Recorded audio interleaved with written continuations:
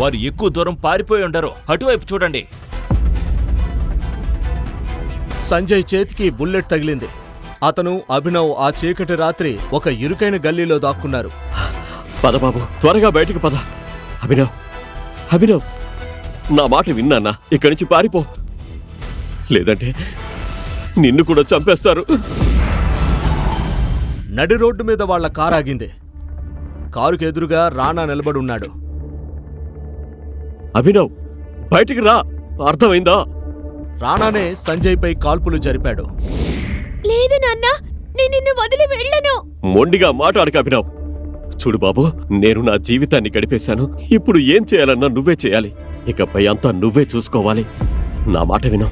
ఇక్కడి నుంచి వెళ్ళాక మళ్ళీ వెనక్కి తిరిగి చూడకు, ఓకేనా? సంజయ్ ఇలా చెప్పి తన వేలుకున్న బంగారు ఉంగరాన్ని తీసి అభినవ్కిచ్చాడు. ఆ ఉంగరం మీద టీ అని రాసుంది. ఒక్క విషయం గుర్తుంచుకో, చివరి శ్వాస వరకు పోరాడాలి. అర్థమైందా టైగర్? అని సంజయ్ అభినవ్ నుదుటిపై ముద్దు పెట్టుకున్నాడు. Run tiger, run tiger, run! Sanjay తన గన్ తీసుకుని వాళ్లను ఎదుర్కోవడానికి గల్లీ బయటకొచ్చాడు. సంజయ్ తన కారు దగ్గరకు రాగానే రాణా అతనిపై తుపాకీ గురిపెట్టాడు.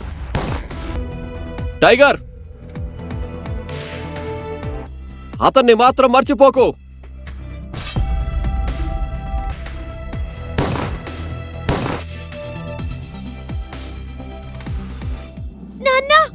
అభినవ్ ఒక్కసారిగా గట్టిగా అరుస్తూ నిద్రలోంచి లేచాడు. చెమటలు పట్టిన అభినవ్ తన బెడ్పై కూర్చొని దీర్ఘంగా ఊపిరి పీల్చుకున్నాడు. గత 18 ఏళ్లుగా ఈ కళ అతన్ని వెంటాడుతూనే ఉంది. అభినవ్ తన వేలుకున్న ఆ ఉంగరాన్ని చూసుకుని బాత్రూం వైపు వెళ్లాడు. అభినవ్ హైదరాబాదులో ఉంటూ డెలివరీ బాయ్గా పనిచేస్తున్నాడు. ఆ పని అతనికిష్టం లేకపోయినా అనాథాశ్రమం నుండి బయటకొచ్చాక వేరే దారి లేక చేస్తున్నాడు. 18 ఏళ్ల వయసు నుండే అతను తన ఖర్చులకు తనే కష్టపడటం మొదలుపెట్టాడు. అతని జీవితంలో ఉన్న ఏకైక సంతోషం అతని గర్ల్ ఫ్రెండ్ వైభవి. ఆమెను చూస్తే తన బాధలన్నీ మర్చిపోయేవాడు. ఈరోజు వైభవి పుట్టినరోజు కావడంతో ఆమెను త్వరగా కలవాలని అనుకున్నాడు. అంకిల్, ఈ కేక్ ఎంత? 600. మరి ఈ పేస్ట్రీ? 60. ఒకటివ్వండి. నిజానికి అభినవ్, వైభవి కలిసి డబ్బులు పొదుపు చేసి ఒక పెద్ద ఇల్లు అద్దెకు తీసుకోవాలనుకున్నారు. అందుకే డబ్బు వృధా చేయకుండా పేస్ట్రీ మాత్రమే తీసుకున్నాడు. Thank you. వెల్కమ్. కాసేపటి తర్వాత వైభవి ఇంటికి చేరుకోగానే అక్కడ రంగురంగుల లైట్లు, లోపల్నుంచి పెద్ద శబ్దాలతో మ్యూజిక్ వినిపించింది.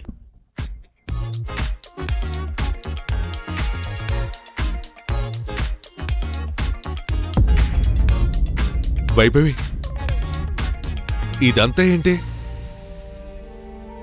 ఇతనెవరు వైభవి? కనిపించట్లేదా? Delivery boy. మన కేక్ ఆర్డర్ ఇచ్చాం కదా, మరి ఇతను పేస్ట్రీ ఎందుకు తెచ్చాడు? ఓ, గుర్తొచ్చింది. ఇతను నువ్వు డేటింగ్ చేస్తున్న డెలివరీ బాయ్ కదా?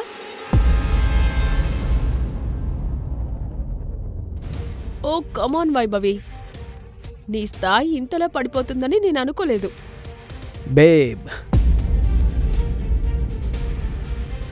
Happy birthday babe. Thank you. అభినవ్కు దేవేంద్ర గురించి బాగా తెలుసు. దేవేంద్ర ఒక పెద్ద బిజినెస్ మ్యాన్ కొడుకు. అతనెప్పుడూ వైభవి చుట్టూ తిరుగుతూ ఉండేవాడు. దేవేంద్ర వైభవి దగ్గరకు రాగానే అభినవ్కు కోపం వచ్చింది. అతని చేతిలో ఉన్న పెద్ద గిఫ్ట్ ముందు అభినవ్ తెచ్చిన చిన్న పేస్ట్రీ ఏమాత్రం సరిపోలేదు. హాయ్ దేవ్. నా వైభవిని తాకడానికి నీకెంత ధైర్యం? Stop it. ఫ్రెండ్స్, మీకు నా స్టాండర్డ్స్ మీద అంత అనుమానం ఉంది కదా. నా స్టాండర్డ్స్ ఏంటో ఇప్పుడు చూపిస్తాను. అభినవ్, నేను నీకు బ్రేకప్ చెప్తున్నాను. వాట్? మరి ఇంకేంటి? నీలాంటి పేదవాడితో ఆమె ఎన్ని రోజులు ఇలాంటి సగం పేస్ట్రీలు తింటూ బతుకుతుంది?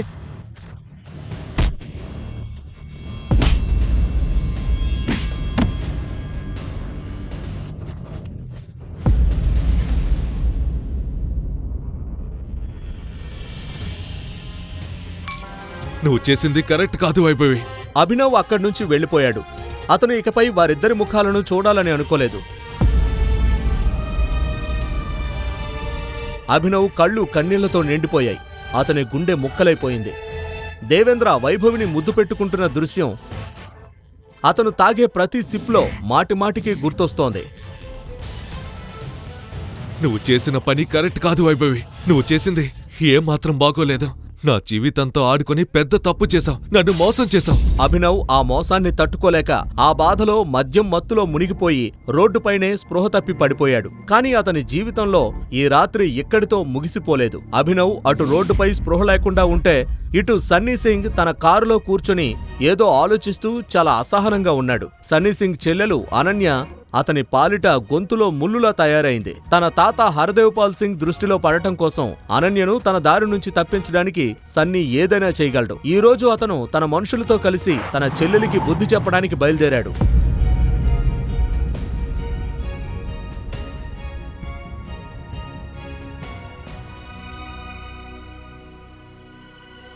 త్వరగా కానివ్వండి, కారులో అయితే నెక్కించండి. తెల్లవారేలోపు వీడిని అనన్య రూమ్లో పడేయకపోతే ఇలాంటి ఛాన్స్ మళ్ళీ రాదు. త్వరగా.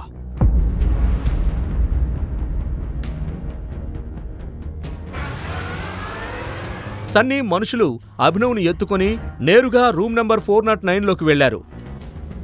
వీడి బట్టలు విప్పేసి బెడ్ మీద పడుకోబెట్టండి. బట్టలు విప్పండి. వాళ్ళు అభినవ్ను చాలా నెమ్మదిగా ఆ బెడ్ మీద పడుకోబెట్టారు. అక్కడ అప్పటికే సన్నీ సిస్టర్ అనన్య నిద్రపోతూ ఉంది. ఉదయం అభినవ్ నిద్రలో పక్కకు తిరిగినప్పుడు అతని చెయ్యి ఒక మెత్తని చేతికి తగిలింది. అభినవ్ నిద్ర మేల్కొని చూసేసరికి తను ఒక తెలియని అమ్మాయి పక్కన పడుకునున్నాడు.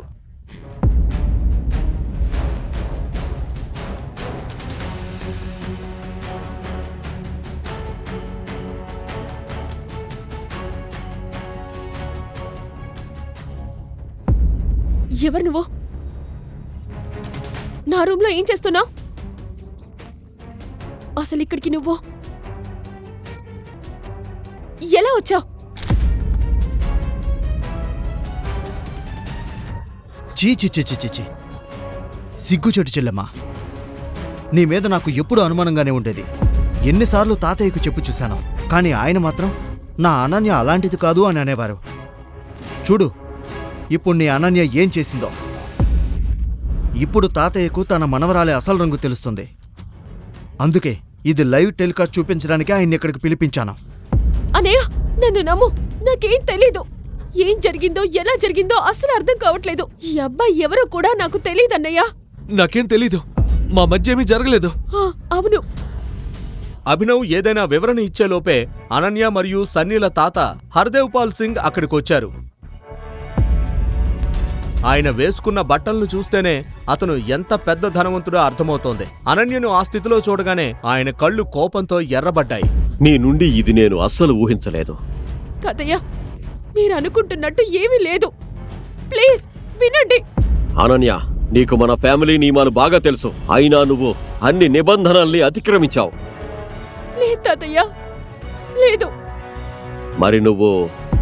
అభినవ్ హరదేవ్ కళ్లవైపు చూసినప్పుడు సాక్షాత్తు మృత్యువును తన కళ్ల ముందు చూసినట్లు అతనికి అనిపించింది. నా మనవరాలితో ఇలా ఉన్నావు కాబట్టి ఈ రోజు నుండి మా కుటుంబ చట్టాల ప్రకారం నువ్వు సింగ్ కుటుంబానికి అల్లుడివి. ఏంటి? మా మధ్య అసలు ఏమీ జరగలేదండి. తాతయ్య, అసలేం జరగలేదు. అవునా? ఏమీ జరగలేదా? మరిదంతా ఏంటి?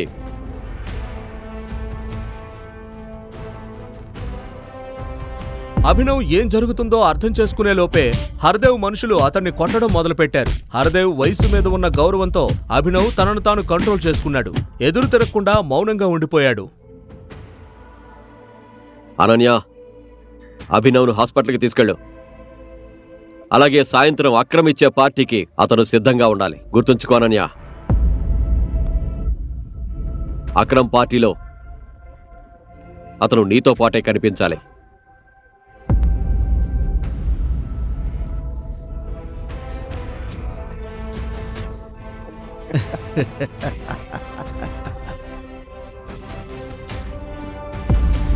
ఎందుకు నా జీవితాన్ని నాశనం చేశావు? ఎందుకు? ఆ ప్రశ్నకు అభినవ్ దగ్గర సమాధానం లేదు.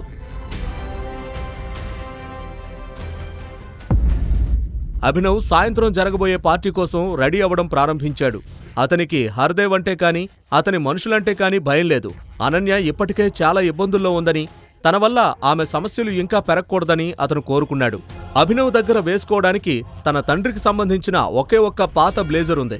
అది అక్కడక్కడా చిరిగిపోయి ఉన్నప్పటికీ అభినవ్ దాన్ని వేసుకోగానే అతని రాజసం ఆ లోపాలన్నింటినీ కప్పివేసింది. అభినవ్ ఊహించినట్టుగానే అనన్య ఇల్లు చాలా పెద్దది. ఆమె ఒక ధనవంతుల కుటుంబానికి చెందిన అమ్మాయి. అభినవ్ నెలంతా కష్టపడి సంపాదించేంత జీతమంతా ఖరీదు చేసే శాండిల్స్ అనన్య వేసుకుంది. అనన్య కళ్లల్లో అభినవ్ పట్ల ఎంత అసహ్యం ఉందో స్పష్టంగా కనిపిస్తోంది. అంత పెద్ద వ్యక్తుల మధ్యకు వెళ్లడానికి అభినవ్ లోలోపల భయపడుతున్నాడు. ఆ కంగారులో అతను తనకి తెలియకుండానే తన వేలుకున్న తండ్రి ఉంగరాన్ని తిప్పడం మొదలుపెట్టాడు.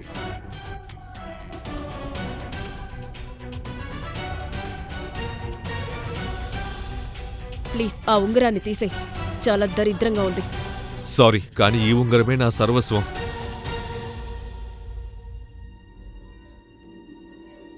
అక్రమ్ ఇల్లు ఒక కోటలా ఉంది. చుట్టూ తుపాకులతో బౌన్సర్లు పహారా కాస్తున్నారు. అనన్య, అభినవ్ లోపలికి వెళ్లగానే దేవేంద్ర చూపు అభినవ్పై పడింది. 1 minute. రేయ్, ఇక్కడేం చేస్తున్నావురా? ఇతను నా భర్త. నీకేమైనా పిచ్చా? ఈ రోడ్డు మీద తిరిగే వాళ్ళలో ఏం చూసి పెళ్లి చేసుకున్నావు? నోరు అదుపులో పెట్టుకొని మాట్లాడు. లేకపోతే ఏం చేస్తావురా? ఏం చేస్తావో చెప్పు. ఏం చేస్తావు? దేవేంద్ర మరింత రెచ్చిపోయాడు. అభినవ్ అతనిపై చెయ్యి ఎత్తబోతుండగా వారిద్దరి గొడవను పార్టీ ఆర్గనైజర్ అక్రమ్ చూసి అక్కడికి వెళ్ళాడు. ఏం జరుగుతుంది ఇక్కడ?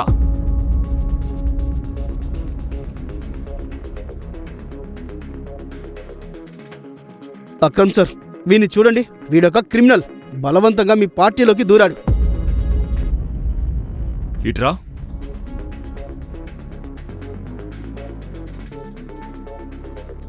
ఎవరు నువ్వు? ఇక్కడికి ఎలా వచ్చావు? యాక్చువల్లీ ఇతను నా హస్బెండ్. అక్రమ్ అనన్య మాటలు నమ్మలేదు. నిన్ను ఈ పార్టీలోకి పిలవలేదు. నేను పోలీసులను పిలిచేలో పోయికు నుండి వెళ్ళిపో. Thank you Akram sir. Ananya, నువ్వు కూడా ఈ బికారికి దూరంగా ఉండు. ఆగు. అక్రమ్ అభినవ్ దగ్గరకు పరుగున వెళ్ళాడు. అతని వేలుకున్న ఉంగరాన్ని తీక్షణంగా చూడటం మొదలుపెట్టాడు. నీతో ఒక ముఖ్యమైన విషయం మాట్లాడాలి, ఒంటరిగా. ఓకే, పద. అక్రమ్ ఒక్కసారిగా అభినవ్ చేయి పట్టుకుని లోపలికి తీసుకువెళ్లడం చూసి అనన్య, దేవేంద్ర, సన్నీ మరియు పార్టీలో ఉన్న వారంతా నోళ్లెళ్లబెట్టారు. కాసేపటికి వారు అక్రమ్ గదిలోకి వెళ్ళాక అక్రమ్ తలుపులు మూసి అభినవ్ దగ్గరకొచ్చాడు. నీ వేలుకున్న ఉంగరాన్ని నేనొకసారి చూడాలి. ఎందుకో? భయపడుకో, నేను దాన్ని తీసుకోను. కేవలం మందులో ఒకటి చూడాలి, ప్లీజ్.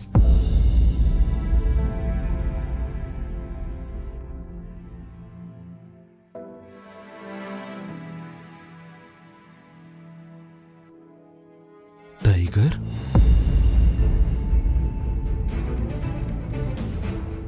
టైగర్?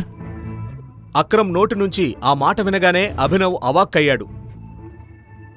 తన తండ్రి తనతో అన్న ఆ చివరి మాటలు అతనికి ఒక్కసారిగా గుర్తొచ్చాయి. Run tiger, run tiger, run! అక్రమ్కు ఈ రహస్యం ఎలా తెలుసో అభినవ్కి అర్థం కాక ఆశ్చర్యపోయాడు. చివరికి నిన్ను కనిపెట్టాను, టైగర్. టైగర్? గత 18 ఏళ్లుగా నీకోసం వెతుకుతూనే ఉన్నాను.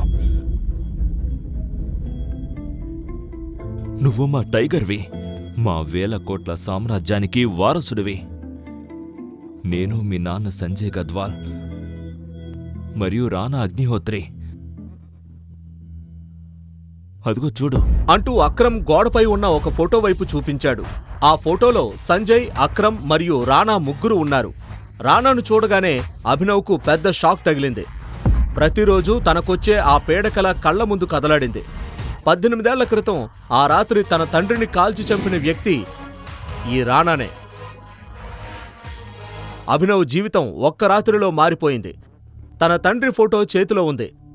కాని ఆ ఫోటోలోని రాణాను అతను కోపంతో రగిలిపోతూ చూస్తున్నాడు.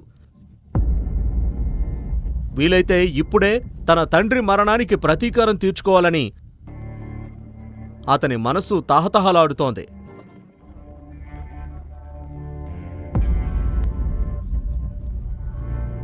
అడగడం మర్చిపోయాను. ఇన్నేళ్ళు ఎక్కడున్నావు నువ్వు? నాన్న చనిపోయాక నేను ఒక అనాథాశ్రమంలో పెరిగాను. చదువు కోసం డబ్బులు కూడబెట్టడానికి డెలివరీ బాయ్గా పనిచేశాను. కానీ ఇన్నేళ్ళు నన్ను మీరెందుకు వెతకలేదు? టైగర్, నేను ట్రై చేయకుండా లేను.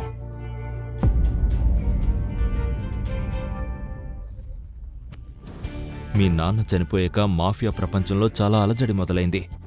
ఒకవైపు దాన్ని సర్దుబాటు చేస్తూనే మరోవైపు నీకోసం వెతికాము. కానీ వయసు పెరిగే కొద్దీ నీ ముఖం మారిపోవడంతో నిన్ను కనుగొనడం కష్టమైంది. ఇప్పుడు నువ్వు దొరికావు. నిన్ను చూస్తే మనోజ్ మరియు మిగిలిన వారు చాలా సంతోషిస్తారు. మనోజ్ పేరు వినగానే అభినవ్కు విపరీతమైన కోపం వచ్చింది. మనోజ్ ఒక ద్రోహి కొడుకు. అభినవ్ అతన్ని కలవటానికి గాని మాట్లాడ్డానికి గాని అస్సలు ఇష్టపడలేదు. కానీ నాన్న నాకు ఈ మాఫియా గ్రూప్ గురించి ఎప్పుడు ఏమీ చెప్పలేదు. మీరు చెప్పాలనుకుంటే చెప్పొచ్చు. అప్పుడు నువ్వు చాలా చిన్నవాడివి. అందుకే సంజయ్ నిన్ను వీటన్నిటికీ దూరంగా ఉంచాడు. కానీ నన్ను నమ్ము, నీకోసం చాలా వెతికాను. ఇప్పుడు నువ్వు దొరికావు కాబట్టి ఆ మాఫియా కింగ్ సామ్రాజ్యం మళ్ళీ ప్రాణం పోసుకుంటుంది. చియర్స్. అభినవ్ మనస్సులో ఎన్నో ప్రశ్నలు తలెత్తుతున్నాయి. రాణా అసలు రంగు అక్రమ్కు మరియు ఇతరులకు ఎందుకు తెలియలేదు? ఒక ద్రోహి కొడుకు తన సింహాసనంపై ఎందుకు కూర్చున్నాడు? ఈ ప్రశ్నలకు సమాధానం వెతుకుతుండగా అక్రమ్ అభినవ్ దగ్గరకు వచ్చి 50 కోట్ల విలువైన చెక్కును అతని చేతిలో పెట్టాడు. తీసుకో, నీ దగ్గరే ఉంచుకో. నువ్వు మళ్ళీ టైగర్ హోదాను పొందే వరకు ఇది నీ అవసరాలకు పనికొస్తుంది. అభినవ్ ఆ చెక్కును చూస్తూ ఉండిపోయాడు. అతని జీవితం ఒక్క రాత్రిలో మలుపు తిరిగింది. కాని ఇంకా ఎన్నో ప్రశ్నలకు సమాధానాలు దొరకాల్సి ఉంది. మరొక విషయం, నీ అసలు గుర్తింపు గురించి ప్రస్తుతానికి ఎవ్వరికీ తెలియకూడదు. కాబట్టి ఇప్పటి వరకు ఎలా బ్రతికావో ఇక ముందు కూడా అలాగే ఉండో. అర్థమైందా? అభినవ్ సరేనని తల ఊపాడు. ఇద్దరూ కలిసి రూమ్ నుంచి బయటకొచ్చారు. అక్కడ బయట అనన్య చాలా ఆందోళనగా ఆ రూమ్ తలుపు వైపు చూస్తోంది. లోపల అభినవ్ మరియు అక్రమ్ మధ్య ఏం జరుగుతుందో అని ఆమె ఆతృతగా ఎదురు చూస్తోంది. అదే సమయంలో దేవేంద్ర, సన్నీలు అభినవ్ను ఎగతాళి చేస్తున్నారు. ఈరోజు అభినవ్కు గట్టిగానే పడేలా ఉంది. ఒక్క విషయంలో బాధగా ఉంది. పెళ్ళయ్యాక సుఖపడకుండానే పాపం చచ్చిపోతున్నాడు. ఆ మాటలు విని అనన్య చాలా భయపడింది. ఎందుకంటే అక్రమ్ లాంటి వ్యక్తికి ఎవరినైనా చంపడం పెద్ద విషయం కాదని అనన్యకు తెలుసు. అక్రమ్ సార్ ఇలాంటి మురికి కాలువ ఎలుకలను అస్సలు సహించరు. వెంటనే శుభ్రం చేసేస్తారు. చూడు, వీడు కూడా మిగలడు. పెళ్లి చేసుకుంటే చచ్చినట్టని దీన్నే అంటారనుకుంటా. కరెక్ట్గా చెప్పావు. అది విని అనన్యకు చాలా బాధ కలిగింది. ఒక మనిషి ప్రాణం పోతుందంటే వీళ్ళెలా ఎంజాయ్ చేస్తున్నారని అనిపించింది. ప్లీజ్, కనీసం అతని గురించి ఇలా మాట్లాడకండి. మరెలా మాట్లాడాలి? వాడి లక్షణాలు అలాంటివి. మరి అలాగే మాట్లాడతారు. దేవన్, తను చెప్పింది కరెక్టే, నువ్వు చెప్పింది కరెక్టే. నేనలా మాట్లాడుండకూడదు. అయినా చనిపోయిన వారి గురించి చెడుగా మాట్లాడకూడదని మా తాతయ్య చెప్పేవారు. అందుకే ఆపేస్తున్నాను.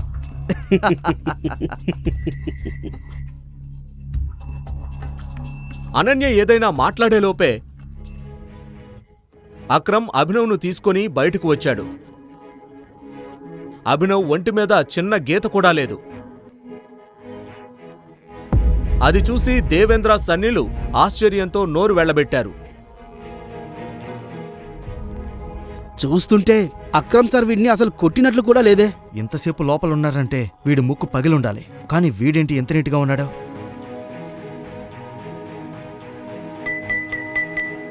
లేడీస్ అండ్ జెంటిల్మెన్, నేను మీకు ఒకరిని పరిచయం చేయాలి.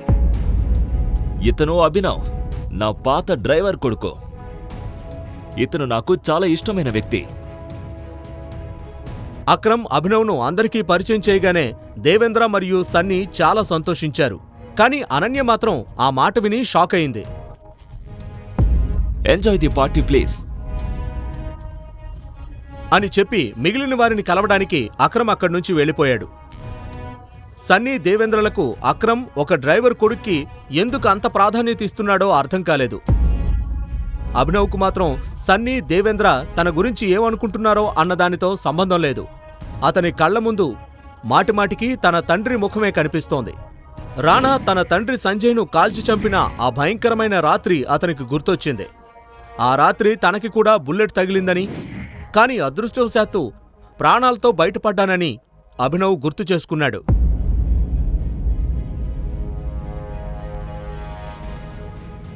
నువ్వు కనీసం నీ కాళ్ల మీద నడిచి బయటకు వస్తావని నేననుకోలేదు.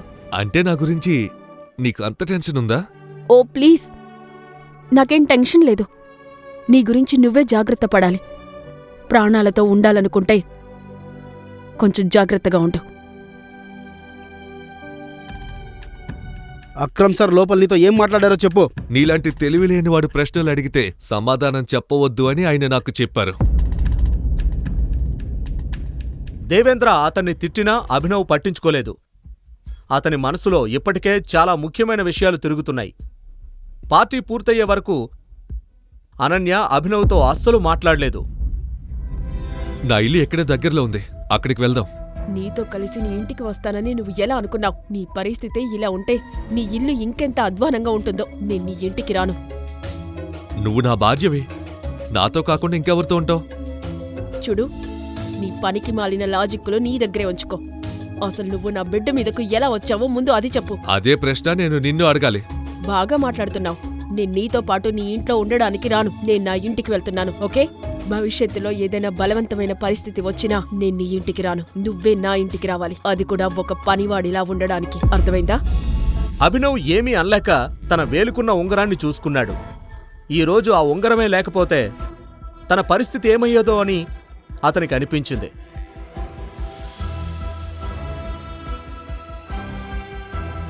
మరుసటి రోజు ఉదయం అభినవ్ అలారం మోగింది. అభినవ్కు మళ్లీ అదే పీడకల వస్తుంది.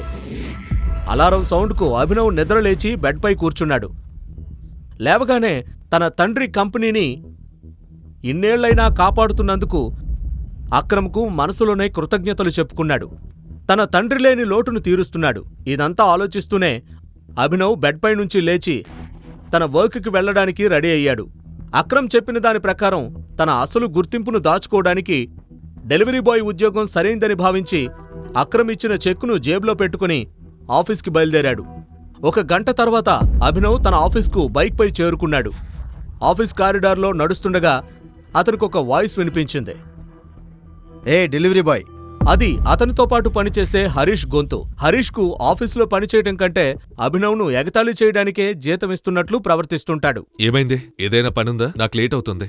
అబ్బో, నువ్వేమైనా పెద్ద మీటింగ్కి వెళ్తున్నావా ఏంటి? బాస్ నిన్ను పిలుస్తున్నాడు. అయినా నిన్ను చెప్పబెట్టకుండా ఎక్కడికి వెళ్ళావురా? మీ నాన్న పెళ్లి ఊరేగింపుకు వెళ్ళావా ఏంటి?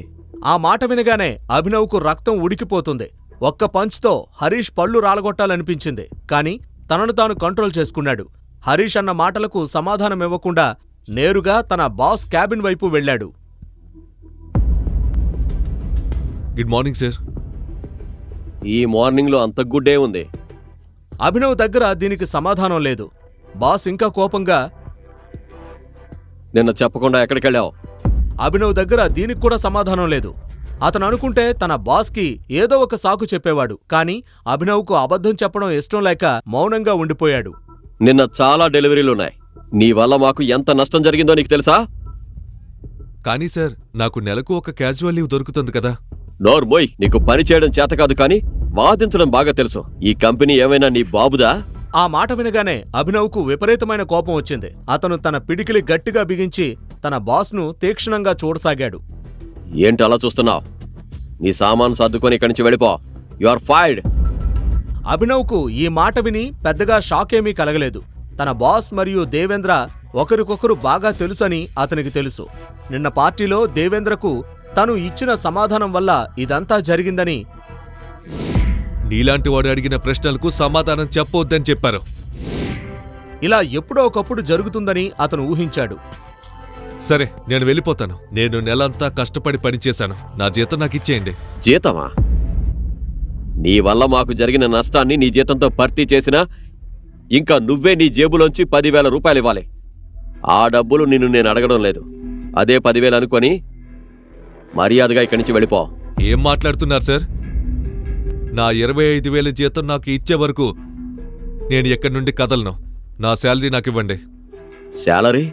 ఆగో, ఇప్పుడే ఇస్తాను నీ జీతం అంటూ బాస్ తన టేబుల్ మీద ఉన్న గంటను కొట్టాడు. మరుక్షణమే 4 బౌన్సర్లు గదిలోకి దూసుకొచ్చారు. వీడిని పట్టుకొని బయటికి విసిరేయండి.